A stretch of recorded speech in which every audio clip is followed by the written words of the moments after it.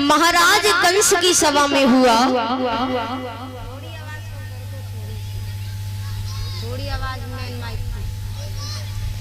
नारद जी का पधार पर जब महाराज कंस की सभा में हुआ तो कंस राज ने बड़ा ही स्वागत पूर्वक नारद जी को बैठाया।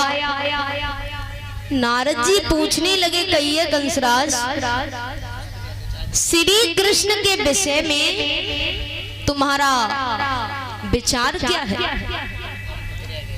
कंसराज कहने लगा, समझ में नहीं आता बाबा नारद जी, इन नंद राय के पुत्रों ने हमारी रातों रात की नींद हराम कर दी।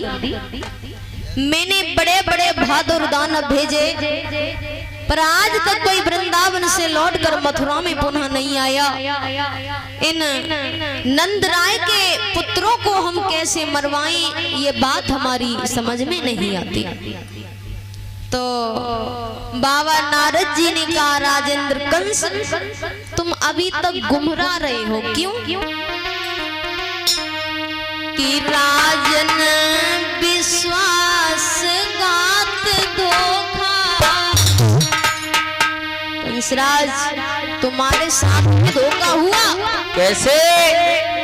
कि राजन विश्वासघात धोखा और हमरा ही ने गुमराह।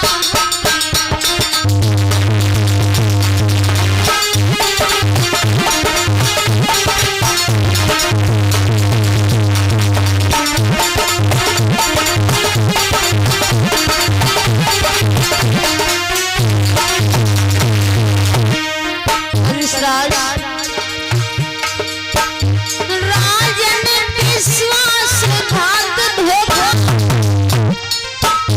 हमरा ही ने गुमराह दिया। घर का बेदी वसुदेव बना, जिसने लंका आताह किया।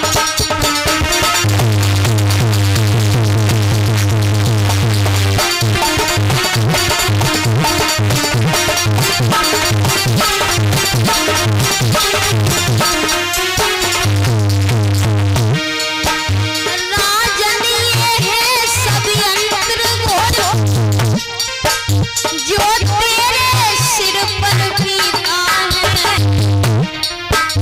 दरअसल तेरे बहनोई के कारण दुश्मन तेरा जीता।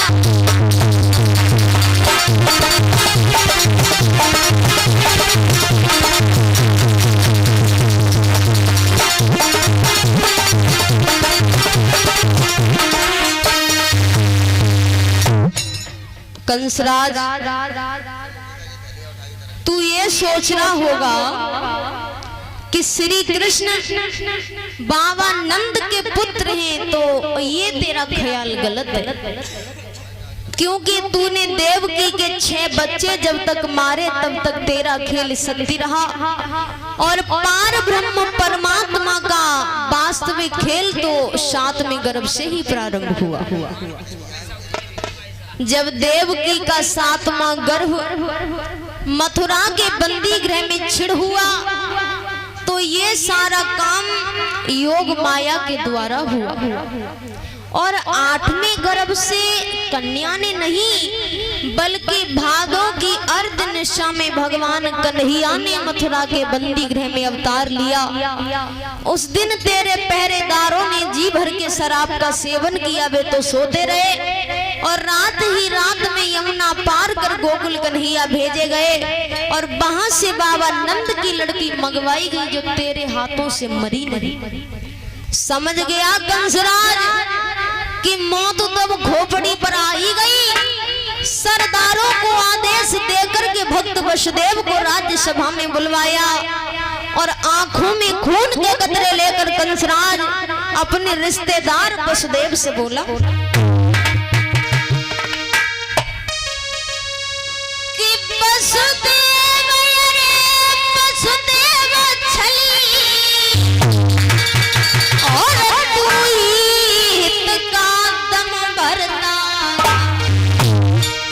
रे कपटी तू बेनोई है या